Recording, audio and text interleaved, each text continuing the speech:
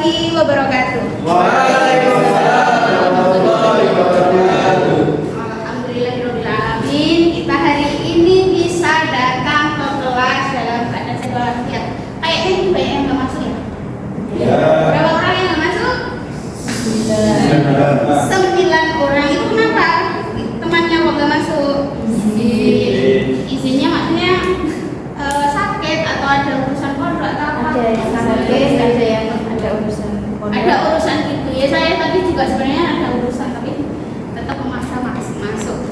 Ini kita sampai pertemuan berapa kan? 6 apa 7? 7. Sudah 7. Berarti nanti pertemuan 8 jalan itu waktunya UTS ya. Iya.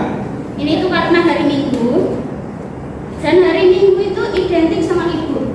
Tapi kenapa jangan mau masuk? Iya, karena dengan itu program kuliah yang luar biasa, program mading. Jadi harinya itu diambilkan yang hari-hari yang lain libur dengan masuk.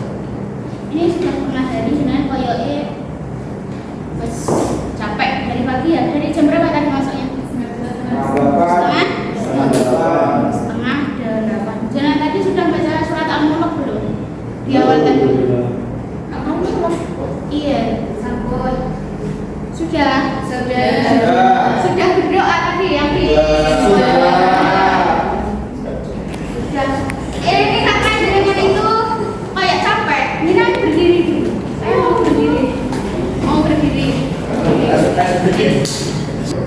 Sekarang jari telunjuknya begini. Jarinya diputar searah jarum jam. Pelan aja. Jarum jam. Pelan saja. Itu Mbak Teh muter gini. Diputar sesuai arah jarum jam. Pelan dulu. 1, 2, 3, 4, 5. Sudah lancar? Sudah. Sekarang agak dipercepat. Muternya itu dipercepat. 1, 2, 3, 4, 5. Sekarang taruh jari telunjuknya itu di dagu. Di dagu. Di dagu bukan di sini ya. Iya. Itu udah apa-apa. Menandakan kalau ini tuh memang sudah siang dan kita itu ya namanya siang. Terus itu di dagu ya. Bukan di jidat. Di dagu. Mau lagi ya udah. Karena ada beberapa yang nggak apa-apa, itu hanya menandakan oh memang kita butuh fokus. Dan sekarang mau silakan Ustaz dan Ustaz. Kita materinya hari ini itu tentang ada berapa sila di batas sila itu? 5. Yang pertama Oke, hari ini tuh karena untuk makna sila Tuhan yang Maha Esa itu dan masih sudah tahu, Ustaz dan Ustaz itu sudah tahu semua apa sih sebenarnya makna Tuhan yang Maha Esa apa. Dari pertemuan kemarin kan sih sudah dijelaskan apa makna dari sila ke-1 itu dengan Tuhan yang Maha Esa apa Pak? Pak, dari Mustafa. Apa Pak? Menurut dengan bahwa bangsa Indonesia itu menganut ketuhanan yang esa. Itu Pak sekali Pak, harusnya kalau Pak Yai itu kan biasanya mendetail gitu terus pakai dalil-dalil, tapi enggak apa-apa. Untuk kali ini karena untuk makna sila Tuhan yang Maha Esa itu kan sebenarnya intinya setiap warga negara di Indonesia itu punya keyakinan beragama kan hukumnya itu ya. Terlepas dari keyakinannya beragama apa itu ya, ya itu keragaman bangsa kita. Lalu untuk kali ini itu karena di RS kita itu kan ada salah satu materi pembelajaran itu makna nilai-nilai sila dalam Pancasila itu dikaitkan dengan nilai-nilai dunia. Contohnya apa? Itu dikaitkan sama kehidupan kita sehari-hari. Ya kan tahu kalau di Jawa itu ada namanya, pernah dengar nerimo ing pandung? Pernah. Kita hari ini tuh membahas itu korelasi korelasinya antara konsep trimo ing panggung dalam budaya Jawa ketika itu dikaitkan dengan ketuhanan yang Maha Esa itu bagaimana? Itu monggo siapa yang mau berpendapat dulu. Nanti ini ada PPT-nya, kita bisa jelaskan. Siapa yang mau memberikan pendapatnya dulu, gambaran sekilas apa itu sebenarnya konsep trimo ing panggung ketika dikaitkan dengan sila ketuhanan yang Maha Esa. Kenapa Pak? Atau punyanya Mbak Mbak? Menurut Nyonya? Menerima ing pandem itu kan kita menerima apa yang sudah digariskan atau sudah diberikan oleh Allah sebagai Tuhan kita. Maka dari itu adalah korelasi ketuhanan yang Maha Esa itu tadi. Karena kita percaya akan adanya Tuhan dan apa yang terjadi di kita itu adalah dari Tuhan itu tadi.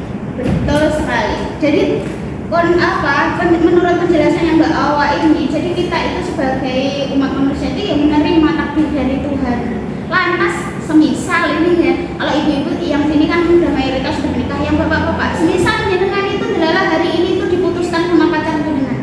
Nah, jenengan mau menerima, oh memang takdir saya hari ini itu, saya memang sudah ditakdirkan sama Allah, saya itu berpisah sama dia, atau jenengan itu yang bersulo itu kalau dikonsepkan sama dikaitkan dengan sila ketuhanan yang pasca sila itu gimana bapak-bapaknya? Siapa ini Ustadz? Siapa ini? Bisa. Ustadz di sana monggo Ustadz. Terima. Ustadznya, pripun Ustadz? Misalkan sekarang itu ya kita ambil itu aja lah, kasusnya yang paling dekat sama kita itu biasanya itu. Semisal dengan diputuskan sama pacar dengan hari ini itu mau memaknai takdir itu sebagai apa dan supaya dengan itu bisa memasukkan konsep trimonya lagi trimonya. Karena pacaran itu nggak ada.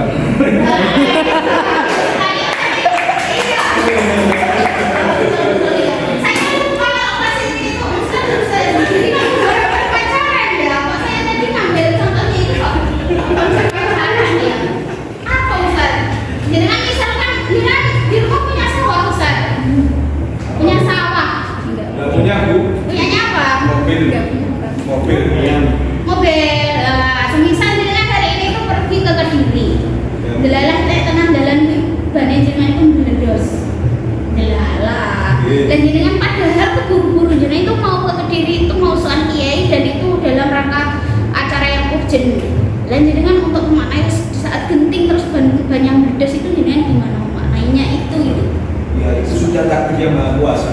Dan dengan saat itu pas banyak juga aduh alhamdulillah insya Allah gitu ya saya Ya Bu. iya terus aja terus saya terima iman dong ini terima iman dong itu memang apa ya mendorong kita itu untuk pasrah, tapi pasrahnya itu bukan pasrah bungkuan yang jenengan tanpa usaha, tapi tetap harus diimbangi sama usaha.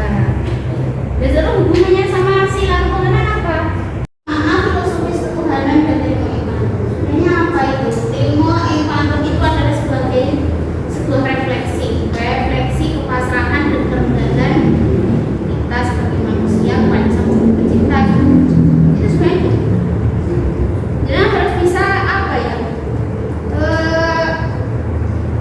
Untuk konsep ketuhanan yang hanya itu kan sebenarnya terlihat simpel sekali kan ya udah ya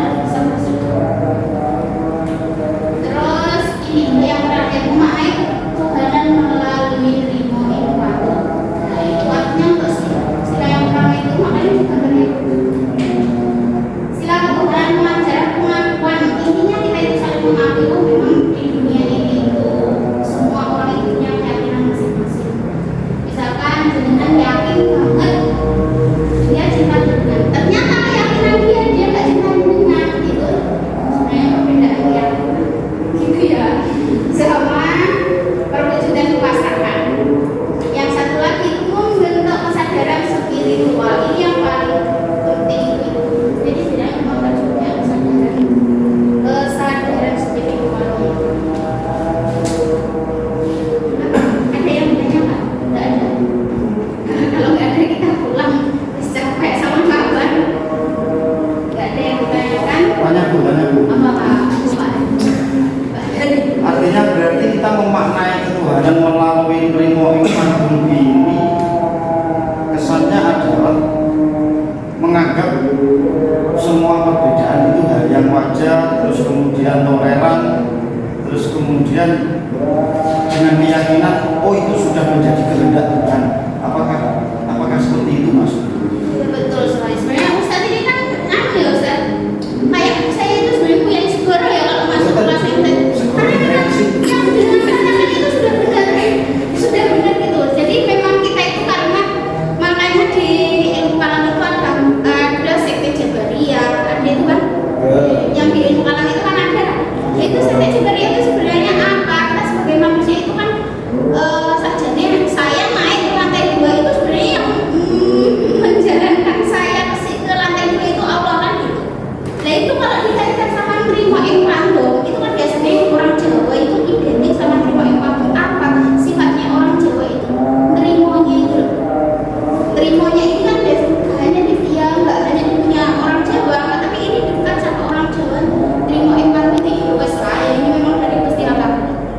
Dan yang jenengan tadi itu benar karena memang kita ya apa ya semisal kita menghadapi apapun yang terjadi ini kita itu ya nerimo, tapi nerimonya kita itu bukan berarti kita stagnan diem di tempat itu, tapi kita tetap berusaha. Misal jenengan hari ini itu saya itu hari ini hanya punya uang 10.000, padahal saya itu untuk makan aja itu kurang. Lah kalau jenengan ya wes lah tak terima ya memang hari ini itu jatah saya, rezeki saya yang hanya 10.000 ini, jenengan tidak berusaha yang lain, yaitu itu berarti konsepnya kita masih ketika dikaitkan sama ketuhanan yang kayak saya itu masih ada yang miss. Dan konsep nerimonya berarti oh bisa jadilah setelah pulang kuliah ini saya mungkin bisa nge-grab. Itu nanti kan perkara lain. Berarti jenengan untuk 10.000 punya uang 10.000 terjadian dia atau 10.000 terjadian usaha lain supaya nerimonya itu nerimo jenengan tetap usaha. Mau lebih besar? Gitu. Ada lagi yang ditanya Mbak ditanya Mbak ini berarti kesimpulannya itu Nrimo ing Pandum sabar atas musibah dan berusaha kesulitan. Betul. Jadi ketika ada musibah apapun yuk kita terima. Kadang kan kita semisal anak kita itu lagi lahir 7 bulan lah itu kan lagi besar ya. Nah misalkan jalan terus murah-murah dia sakit terus meninggal. Nah itu kan untuk menerima musibah itu kan ya sulit, tapi mau nggak mau kita oh ya memang ya kita semua itu milik Allah lah, kembalinya ke Allah, kita harus menggali. Jadi kita jangan sampai karena kita ada satu musibah atau bencana apapun terus kita malah membuat kita putus asa, kita terpuruk terus akhirnya menyalahkan Allah ini ya Allah apa sih kok yang